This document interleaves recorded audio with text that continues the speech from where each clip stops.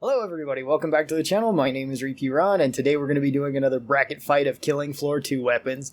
This time we're going to be looking at all of the Berserker's weapons, and we're going to be placing them head to head and saying which one I think is better in most circumstances as a weapon. Now, I phrase that as a weapon because I'm not going to be taking into account as much of a utility tool that it might be, so something like the Hemo here is an amazing utility tool, and it weighs very little, and it does a whole lot for Berserker, and it's probably their best weapon overall, but that's mostly because of the healing and the added effects that it gives you, as well as its weight. Now, all of those are going to be factored in, but they're not going to be factored as high as they might be for one of my tier lists. So let's just begin and talk about each of these. Our first options here are the Hemo or the Bone Crusher. Both these weapons are incredibly good. You can use both of these in combination. The Hemo does decent damage with its light attacks, does really good damage with its heavy attacks, at least when it has the charge in it. It will heal you and allies, but we're not going to be factoring healing so much to this. It inflicts poison damage, which is also really good, because even though the poison damage is usually resisted by most Zeds, it still has a lingering effect on them, which causes damage over time as well as causes them to freak out. The Hemo also is an AoE weapon with its heavy attack, and the Hemo is also very lightweight at only 4 weight, so you can take literally any other Berserker weapon with this, and that's what makes it so good and why it's pretty much considered a meta weapon on Berserker and why you rarely see it not included in most Berserker loadouts. On the other hand, we have the Bone Crusher. The Bone Crusher weighs quite a bit more. It does cost more. Cost isn't going to factor a whole lot into this, but weight will. So you are limited on what you can take if you take the Bone Crusher. The Bone Crusher hits really hard with pretty much all of its attacks, whether that be a light attack, heavy attack, or a push attack. All of them do good damage. It also has a very high stumble chance, so even if you don't kill an enemy, there's a high chance you'll knock it around, pretty much knocking it unconscious and can fling the thing across the floor. It's actually really fun to use this weapon to just beat things like Scrags and Flesh Pounds around with. This also has the highest blocking damage reduction out of any of Berserker's weapons. Where the Hemo has pretty average parry and block, this one is quite good. Having these just as weapons, both of them are really quite good. Both of them attack quickly. Both of them can be used with either Smash or Massacre pretty easily. They benefit both from their heavy and light attacks. The Hemo is generally a better weapon to take overall because it has the healing to it and it's a team-based weapon. However, if you're playing solo, it's not as necessary, even though the healing does apply to you. And this one I might give to the Bone Crusher, and really doesn't have any weaknesses besides its weight. So I think I'm going to give this one to the Bone Crusher right away. Keep in mind this is just more the weapons versus each other, not necessarily how good of a utility tool they are, because otherwise the Hemo would easily win this one. Our next one is the Tesla Launcher versus the Eviscerator, two of our ranged weapons. So the Tesla Launcher fires out microwaves. It holds 30 rounds. It fires out a second grenade, and its underbarrel grenade launcher, which is an EMP grenade, which does low damage on the explosion and on the actual impact of it. But it does apply the EMP effect, which causes Zeds to not be able to use their special abilities, so Sirens can't scream, Scrakes can't rage, as long as they are under the effect of this. If they're already in the rage or in the scream, then this won't count towards it, and if they're screaming, it's just going to break the grenade. It does do microwave damage, which is a really big plus. It has pretty manageable recoil. It has an okay rate of fire. It's all around a pretty decent weapon for Berserker to have. It does weigh a little bit and does cost a little bit, but that's okay. We have the Eviscerator here, which does really high damage with its saw blades. Saw blades can also bounce and do more damage and punch through multiple enemies. Its secondary fire, where you use it just like a chainsaw, is really good for any of the small and even up to the medium enemies a lot of the times. It has a very high stumble chance with its secondary fire as well, and its primary fire. The Eviscerator can block and parry, whereas the Tesla Launcher can't. And that is kind of a big deal. You have a ranged weapon that can block and parry as opposed to a ranged weapon that cannot do that. The Eviscerator you can also potentially have infinite ammo with, so long as you're willing to go pick up your saw blades and so long as they didn't get flung out the map. It does make it more difficult to take certain weapons with, but I think I'm going to give this one to the Eviscerator over the Tesla Launcher. The Tesla Launcher is pretty good, and it does pair well with a lot of your weapons, but I think the Eviscerator is a better weapon overall. Alright, up next we have the Fire Axe or the Ion Thruster. The Fire Axe is pretty cheap, it does high damage, it has very high stumble chance, it does swing kind of slow, both with its light attacks and with its heavy attacks. With its heavy attacks it can do a lot of damage, and it scales alright with upgrades. The Ion Thruster does really high damage with its light and heavy attack as well as its special attack. You can also thrust with this one, which is pretty good. If you charge up the Ion Thruster's special attack, then you can use it once, which will do really high damage to all enemies directly in front of you. Pretty much in 180 degrees directly in front of you.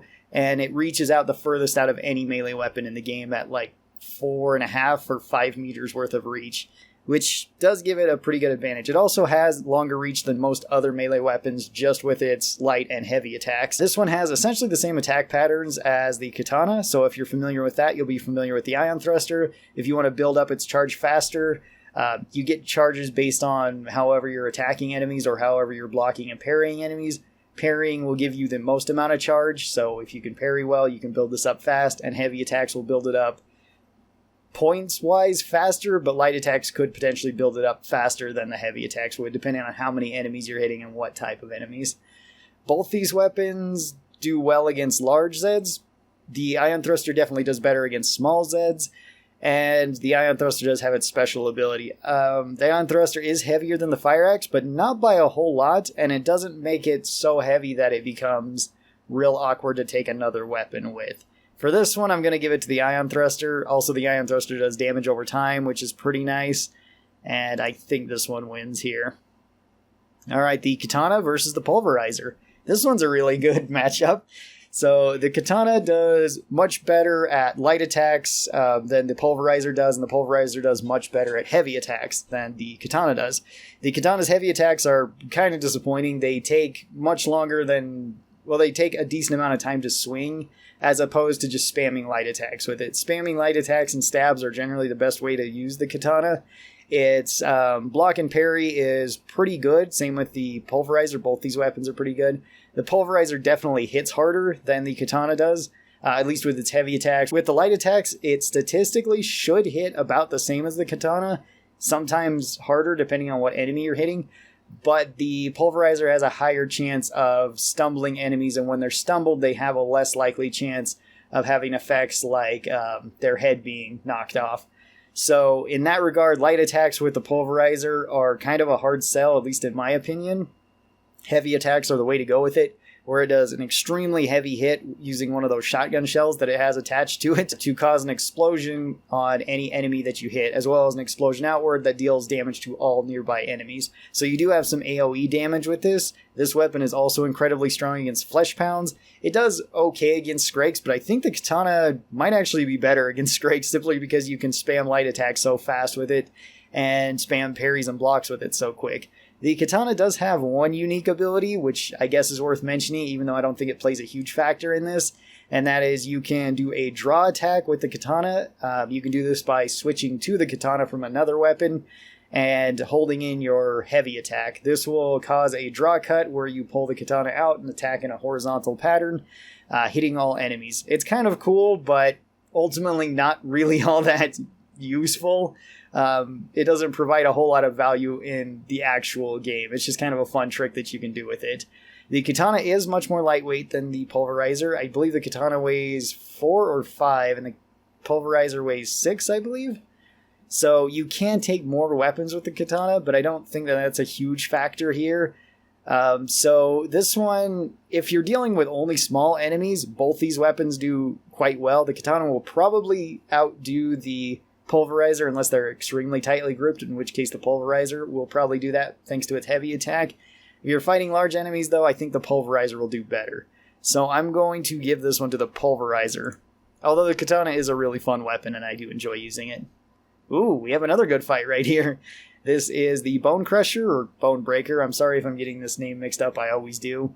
With the Eviscerator. So the Eviscerator has really high parry and block cost reduction, or I guess just block damage reduction. The Bone Crusher also has very high parry and block damage reduction. The Bone Crusher actually has more.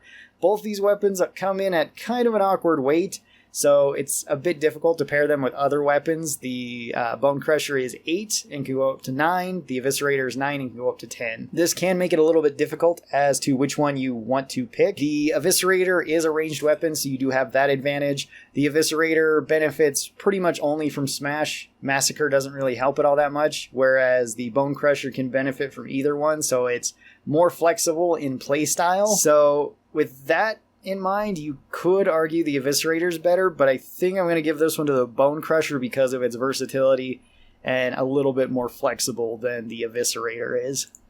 Both are really good options, though. And the Eviscerator is great for new Berserkers, just learning the class, because you can block and parry with it, as well as it's a pretty forgiving ranged weapon. Alright, we have the Ion Thruster versus the Pulverizer. The Ion Thruster will attack enemies faster, and with its heavy attack, or I guess with its special attack, I think it can actually outdamage the Pulverizer. I could be wrong about that, but then that's only one attack with the Pulverizer. The Pulverizer will be able to do multiple heavy attacks. Ion Thruster has longer reach. I believe that the Ion Thruster also has better block and parry multipliers on it too. So you can more easily do that.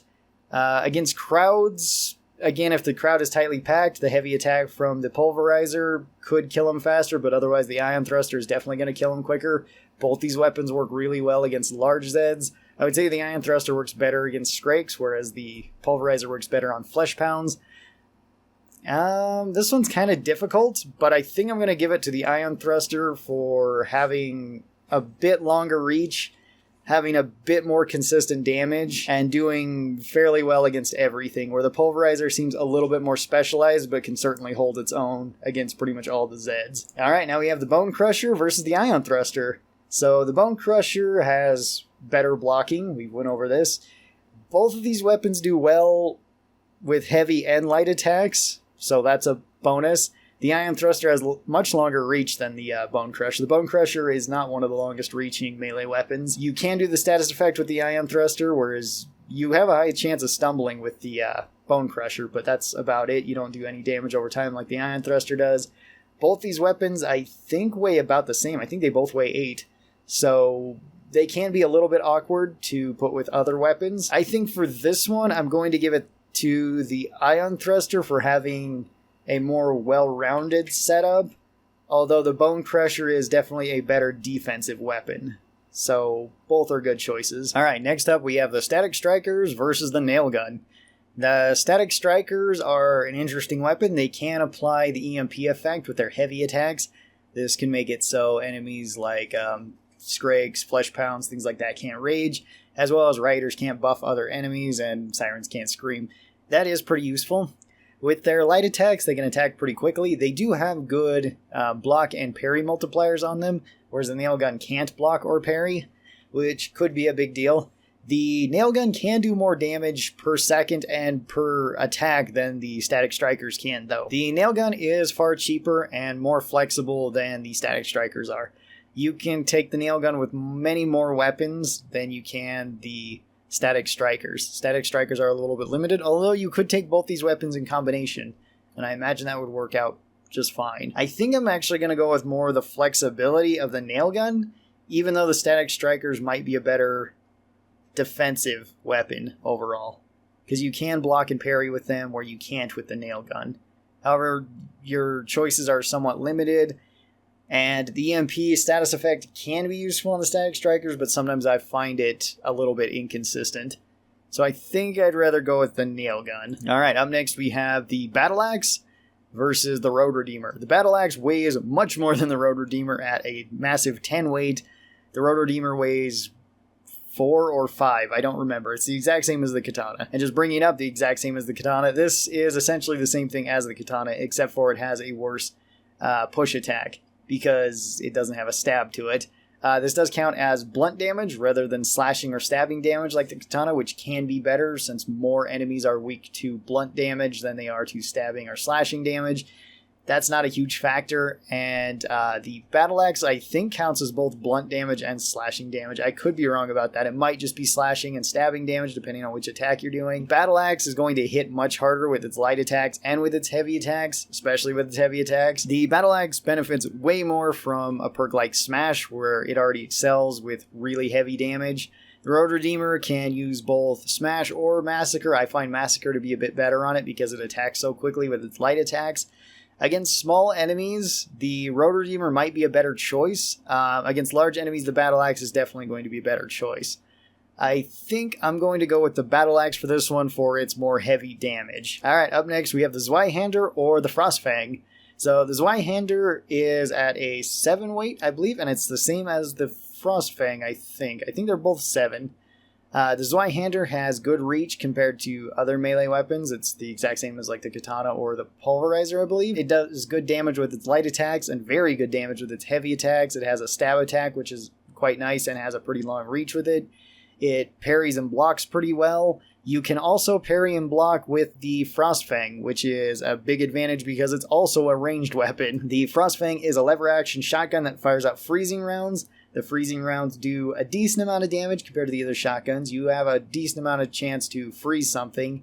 And if you do freeze something, then your axe will do more than double damage to the target that you're attacking with it. Now, the axe only has one type of attack, and that is what would be considered a push attack or a stab attack in the case of the Zlighthorn. So you do have to use that. This one, even though I really like the Zlighthorn, and it might be one of my favorite weapons in Killing Floor, I have to give it to the Frostfang. You get a ranged weapon that can freeze enemies and hit pretty decently with its melee attacks, and if they are frozen, you're hitting really hard. We have the Nailgun versus the Battle Axe. So the Battle Axe will hit harder, I think, per hit. Maybe not. If the Nailgun's fully upgraded and you hit with all the nails, you might actually be able to do more damage per hit with the Nailgun than you can with the Battle Axe. The Battle Axe is much more restrictive than the Nailgun. Nailgun only weighs 5, the Battle Axe weighs 10, which means you could take both these in combination. Pretty sure I've done that and had pretty good success with it. If you want more safety, then the Nailgun is a better choice.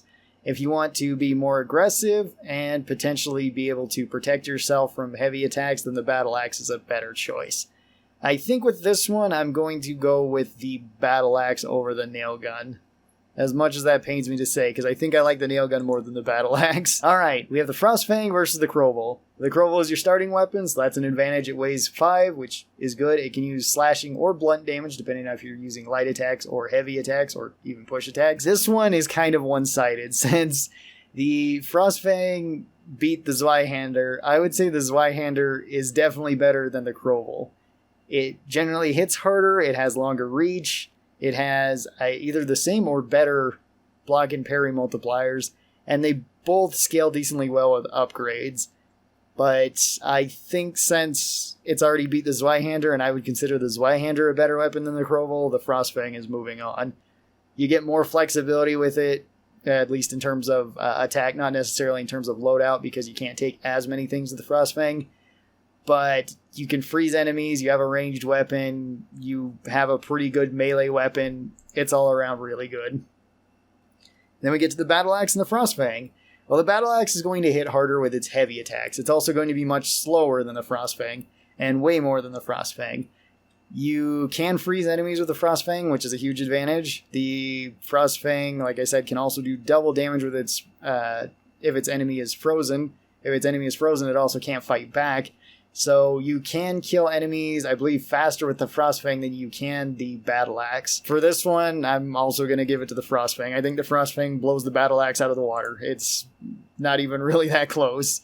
This one is much more close, though. The Ion Thruster and the Frostfang. Both of these weapons I would consider pretty much top-tier Berserker weapons.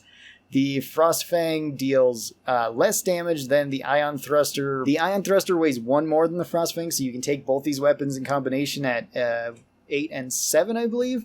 Unless the Frostfang weighs 6. I could be wrong about that. Either way, you can take them together, which is a really strong combination. The Frostfang does give you a ranged option. You can block and parry with both of these, and I think the Ion Thruster is a little bit better at that. Especially if you count the build up to the special attack with the Ion Thruster. This one is difficult, but I think I would give it to the Frostfang overall. Ranged weapon, freezing enemies, high damage. There's not really a downside to taking the Frostfang. So I think the Frostfang is our winner here out of the Berserker weapons. Berserker had a lot of really good weapons, and if we were counting in utility, I'm pretty sure the Medic Bat would be potentially number 1, although it would have to compete with these ones too, because both these I would consider top tier. This one I'd also consider top tier, And a lot of these other ones I would consider very high tier. Berserker doesn't really have any bad weapons, at least no weapons that I would say are bad. You can run through Hell on Earth with any of them. Even since Berserker's been nerfed in the last patch, they're still pretty strong. At least when it comes to damage and even tanking through damage, they're pretty good. Not as good as they once were, but they were pretty crazy before this. I really do appreciate all the support on these videos. Special thanks to all of the members and the patrons. This list will be updated at the end of each month, so if you don't see your name here and you are a recent member or a patron, don't worry, your name will be added to this list at the end of this month and continuing onwards as long as you are a patron or a member. Thanks everybody who does that. It really helps out the channel a lot. If you guys would like to become a member or patron, you can do that by either going down in the link in the description to the membership program and joining there for as low as $1 a month, or you could go over to my Patreon and also join there for as low as $1 a month. This gets you access to some of the various emotes and gives you access to some of my videos a day or two early. Again, very special thanks to everyone here, and I will see all of you guys next time. Till then, stay cool, and bye!